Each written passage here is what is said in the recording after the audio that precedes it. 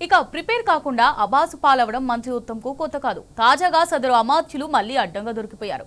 ఈసారి పాలమూరు ప్రాజెక్టుకు నీటి కేటాయింపులకు సంబంధించి బీఆర్ఎస్ఐకి నెపాన్ని నెట్టబోయి తానే అడ్డంగా బుక్ అయ్యారు. ఉత్తమ్ చెప్పేదొకటైతే ఇచ్చిన ఉత్తర్వుల వాస్తవాలు మరోలా ఉండటాన్ని చూసి అంతా విస్తుపోయారు.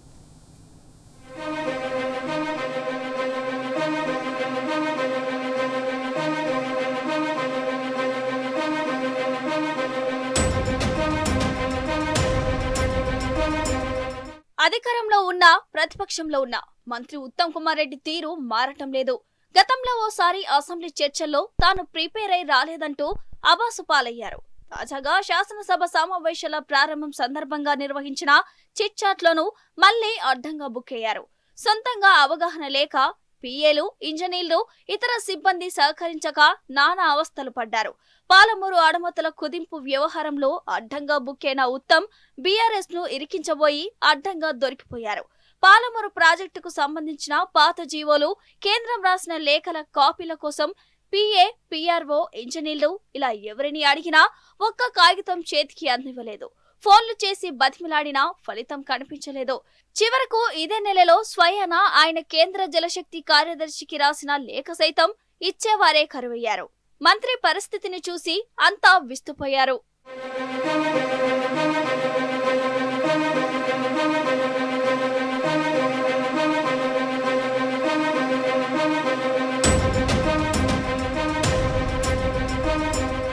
పాలమూరు రంగారెడ్డి ఎత్తిపోతల పథకంలో 90 టీఎంసీల సామర్థ్యాన్ని 45 టీఎంసీలకు కుదించి కేంద్రాన్ని అనుమతులు కోరిన వైనాన్ని బీఆర్ఎస్ అధినేత కేసీఆర్ జనంలోకి తీసుకొచ్చారు. అప్పటి నుంచి కాంగ్రెస్ సర్కార్ పరిస్థితి కుడితిలో పడిన ఎలకచందంగా మారింది. మరీ ముఖ్యంగా నీళ్ల మంత్రి ఉత్తమ్ కుమార్ రెడ్డి గుట్టు బయటపడినప్పటి నుంచి చారిత్రక అన్యాయాన్ని కప్పిపుచ్చుకునేందుకు ఏం చేయాలో దిక్కుతోచని స్థితిలోకి పడిపోయారు. ఈ నేపథ్యంలో సోమవారం అసెంబ్లీ ప్రారంభమైన కొద్దిసేపటి తర్వాత ఉత్తమ్ కుమార్ రెడ్డి తన ఛాంబర్లో చిట్ చాట్ నిర్వహించారు. ఇందులో పాలమూరు ప్రాజెక్టు వాస్తవ సామర్థ్యం 90 టీఎంసీలైనా తాను 45 టీఎంసీలకు అనుమతి ఇవ్వాలని కేంద్రానికి లేఖ రాసినట్టు మంత్రి అంగీకరించారు. కానీ గత ప్రభుత్వం ఇచ్చిన ఉత్తర్వు మేరకే లేఖ రాసినట్టు బీఆర్ఎస్ పైకి నెపాన్ని నెట్టేందుకు ప్రయత్నించారు. అన్ని పత్రాలను చూపిస్తా, ఎవరు ఏం చేశారో ఆలోచించాలంటూ బిల్డప్ ఇచ్చారు. అయితే డాక్యుమెంట్ల పత్రాల కోసం పక్కనే ఉన్న పిఏను అడిగితే ఆయన తెల్లముఖం పెట్టాడు. అటు పిఆర్ఓను అడిగితే ఆయనది అదే పరిస్థితి. ఏవేవో ఫైళ్లు తీసుకొచ్చారే గాని మంత్రి ఆరోపణలను బలపరిచే ఒక్క డాక్యుమెంట్ కూడా ఇవ్వలేకపోయారు.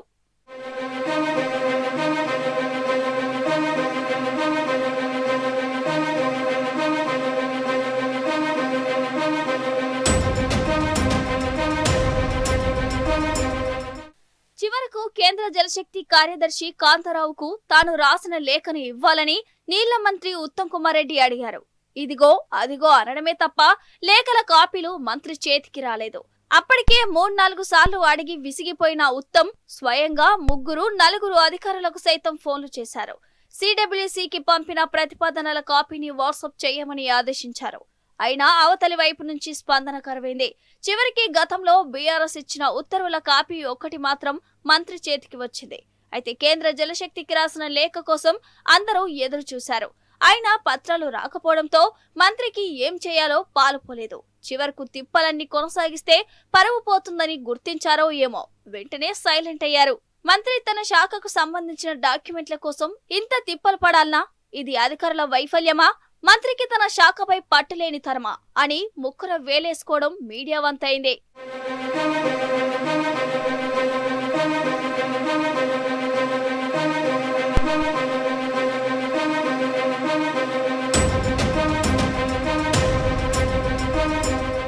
డాక్యుమెంట్ల కోసం నానా తంటాలు పడ్డ మంత్రి ఉత్తమ్ చివరకు బీఆర్ఎస్ ప్రభుత్వ హయాంలో జారీ అయిన ఓ జీవో ప్రతిని మీడియాకు ఇచ్చారు. 2022 ఆగస్టు 8న పాలమూరు రంగారెడ్డి ప్రాజెక్టుకు సంబంధించి జీవో 246 జారీ అయింది.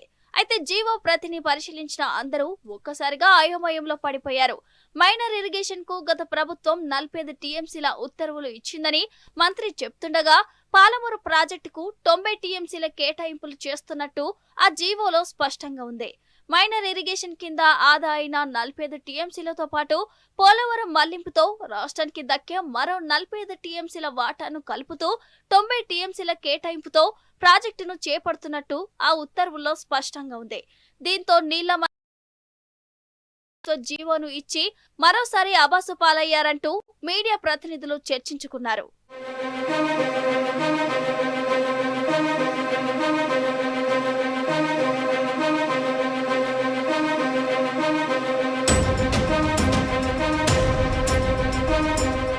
మంత్రి ఉత్తమ్ కుమార్ రెడ్డి నోటి నుంచి వచ్చే ఆరోపణలకు జీవోలోని వివరాలకు ఏమాత్రం పొంతన లేకపోవడంతో బీఆర్ఎస్ ను ఇరికించబోయి మంత్రే ఉత్తమ్ కుమార్ రెడ్డి అడ్డంగా ఇరుక్కుపోయారని అందరూ నవ్వుకున్నారు.